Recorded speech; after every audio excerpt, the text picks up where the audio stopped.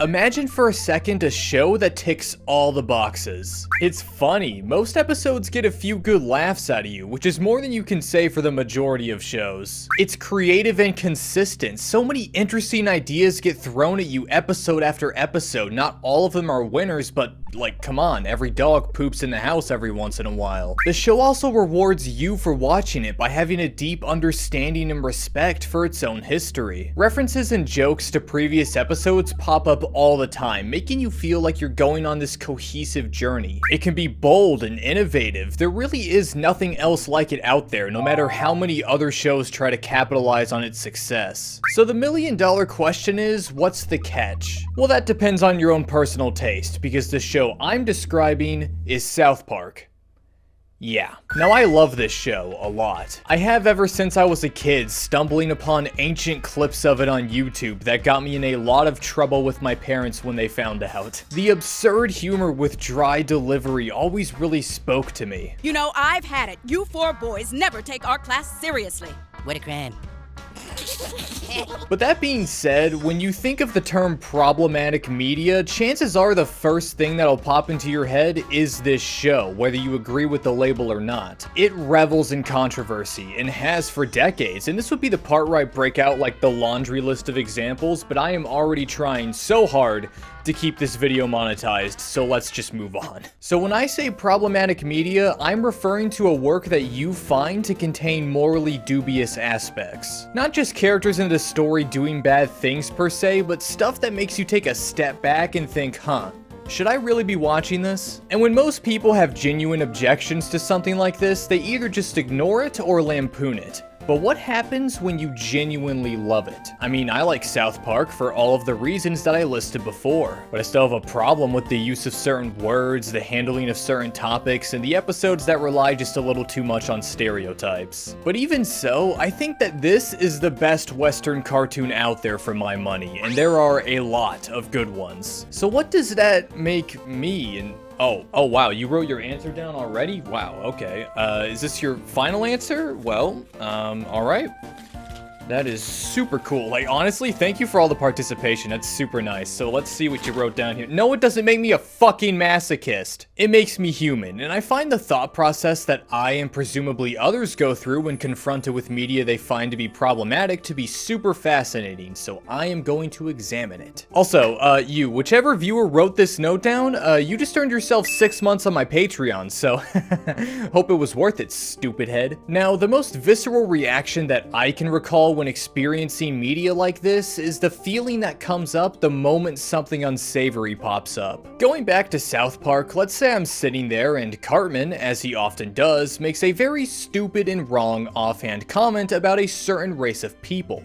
Can you tell how scared of YouTube I am? Depending on how long it lasts, it could just be a jolt of unpleasantness that kind of shocks you out of the experience. Like the racism just Doctor Strange pushes you out of your body and you go, wow, that was not cool. However, the positive momentum of all the good stuff I was talking about earlier usually just brings you right back into it. But when it's drawn out like the season 12 episode where George Lucas and Steven Spielberg do terrible things to Indiana Jones, I'm like, this isn't funny, it's just uncomfortable, and then you're stuck sitting there watching it going, is this still going? Is this still going? Why is this still going? This can take you out longer than the small jolts of unpleasantness do, and in my experience, you're very likely to walk away from that episode with a less than favorable review. But unless these rare moments happen frequently, you're likely to just reset at the next episode and say, water under the bridge, today is a new day. In my experience, my overall enjoyment isn't really affected by these individual instances very much. And speaking of enjoyment, usually when you really like something, you want to talk to other people about it. This can prove to be challenging. See, I'm not dense. I know that South Park is not everyone's cup of tea, and some people consider it to be like a red flag if you're a fan. So it's not really a card that you can play in casual conversation until you're sure that the other person is okay with it.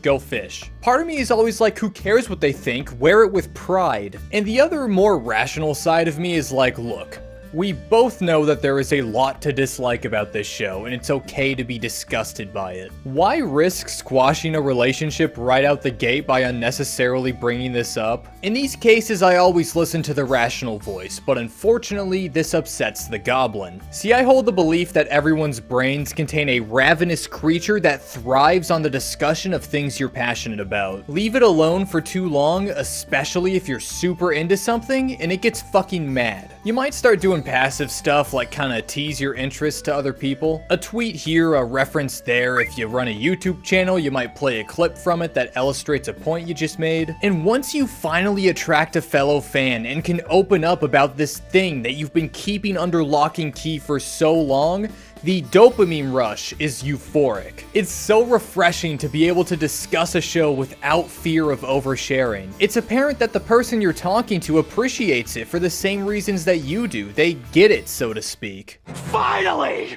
I've been trying to catch you boys all day! Now that I've got you right where I want you!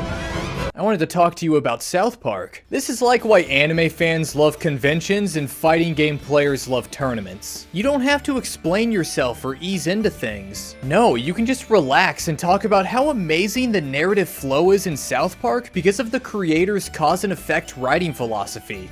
You know, like normal people do. But what about those moments where you're forced to mull over your little problem child alone? Well, my brain does a super interesting thing where it tries to justify liking the show to itself, grabbing at every little piece of information that indicates some form of good faith. For example, two of my favorite episodes of South Park are With Apologies to Jesse Jackson and Miss Teacher Bangs a Boy. The former is, well, the Wheel of Fortune episode. You know the one. However, looking past the extensive usage of the no-no word, lies satire that reveals the message that white people don't and can never understand what it's like to be called such a heinous slur, and that's the intended takeaway.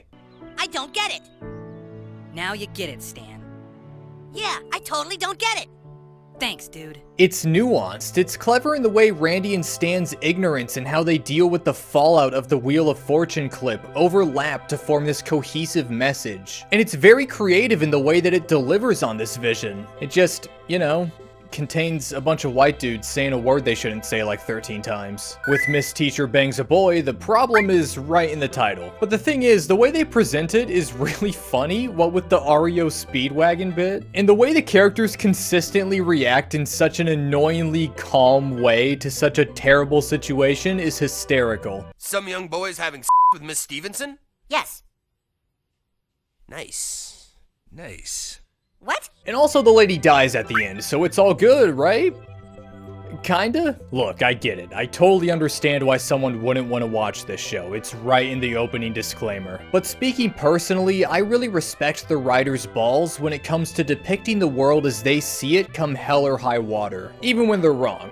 Very wrong. Like, global warming isn't real wrong. Even so, that episode is still great, and then they even apologized for it later, and then Al Gore responded. It was super wholesome. But that's besides the point. I love stuff like Trapped in the Closet, The Biggest Douche in the Universe, and Freemium Isn't Free, where they rightfully tear into people who deserve the criticism, regardless of the potential legal ramifications of doing so. And of course, there's the genuine down-to-earth episodes that have a ton of heart behind them, like The List, Raisins, and You're Getting Old. The last of which actually made me cry because of the powerful yet hilarious way they depict depression in the episode. I stumbled upon the ending montage on YouTube when I was a kid, and Landslide by Fleetwood Mac has been one of my favorite songs ever since. I could talk for hours about all the positives, the things I admire, the amount of joy that I've gotten from this franchise. Hell, I didn't even touch on the fantastic movie or the games like Stick of Truth. As someone who grew up with Paper Mario: The Thousand-Year Door and always wanted a true sequel,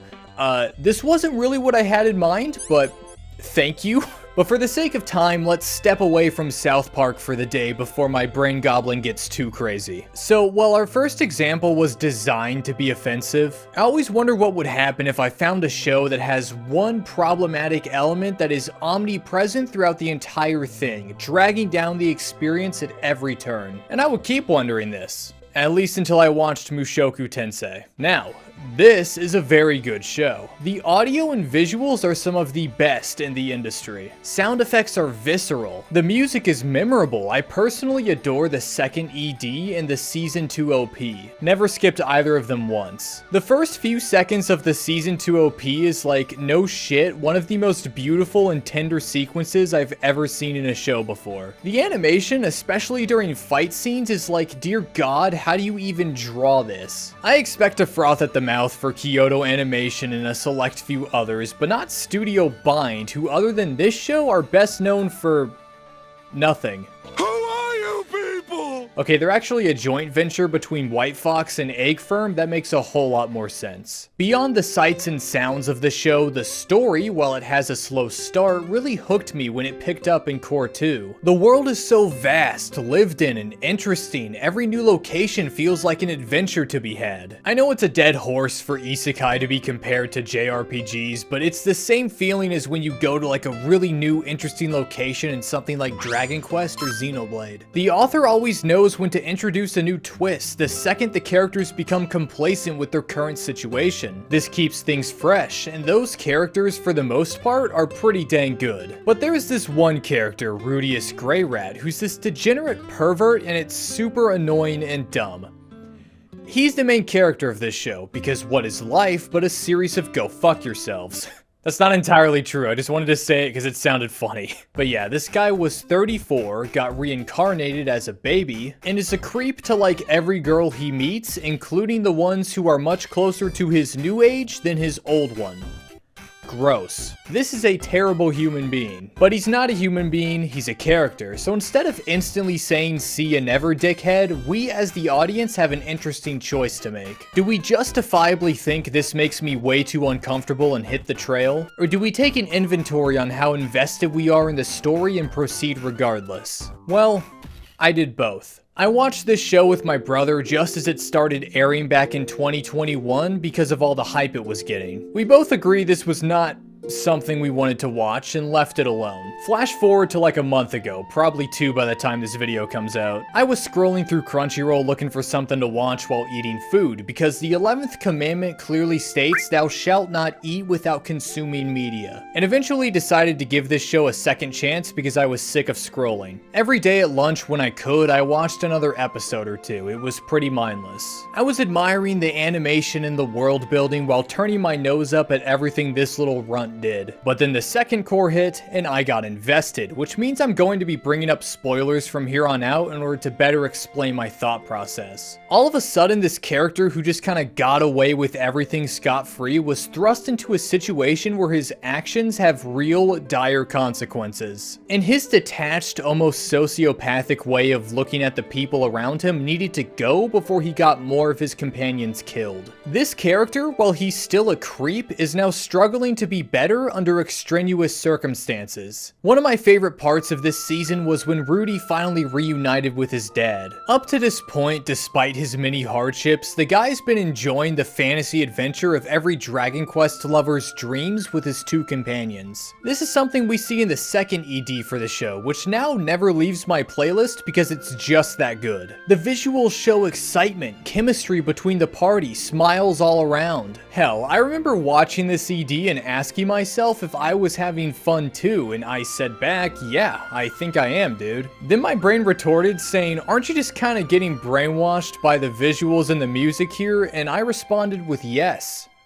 But I do not care. So to see Rudy recount his adventures in such a positive light to his father made a lot of sense to me. That's how the show portrayed it. But when Paul here snaps at him in extreme disappointment because he never for a second thought to go look for his family who were also caught in the Mana disaster, especially when he should have noticed his cries for help on the Adventures Guild bulletin board, it kind of got me. Because here I was having fun too, and now it felt like I was getting a talking to next to dickhead over here. It was so cool. Plus, both sides here do not handle this situation well at all. And as it unfolded, I understood why both of them behaved the way that they did, making their eventual reconciliation that much sweeter. This loop here is what I think makes Mushoku Tensei's characters good characters. Not good people, but good characters. Because every single action that a character takes can be explained by clues that were left in their personal history, upbringing, and current demeanor. Now that sounds like writing 101, and to a certain extent it is. But I don't know if you understand how surprisingly difficult it is to nail this, because even good shows fuck it up all the time. For example, when Paul acts like a gross pervert in the beginning of the show, why he does it makes sense both in-universe and narratively. The former because that was his upbringing, and the latter because it's an introduction for both Rudy and the viewer to how morally lax this fantasy world is compared to the one we know. And speaking of morally lax, I hold the opinion that obscene elements, when handled properly,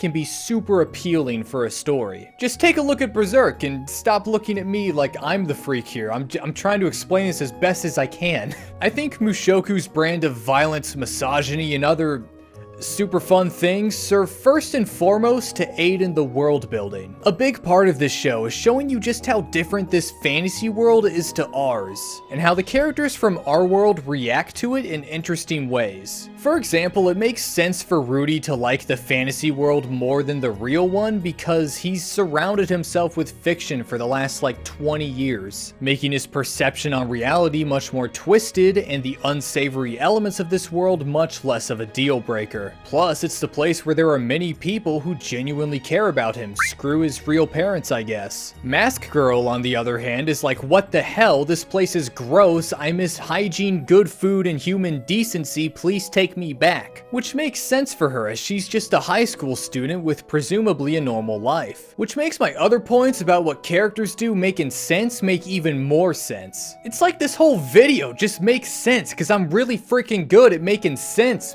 bitch. So yeah, in a weird way, I'm still able to tolerate and even root for Rudius without really liking him, because I think he's a pretty good character that fits the mold of this story and the world within it well. Do I wish it were different or toned down at least? Yeah, of course, but it's not like anyone told me to watch and enjoy this, it just kinda happened. Ultimately, fiction's fiction, and I don't see any shame in liking something for good reasons, even if it's really weird and dumb. I mean, I watched an entire 12 episodes of this show where the plot revolved around the main character's PP not working because he got ditched by 1/3 of this starter Pokemon looking ass harem that he has. Media is stupid and gross and cool regardless.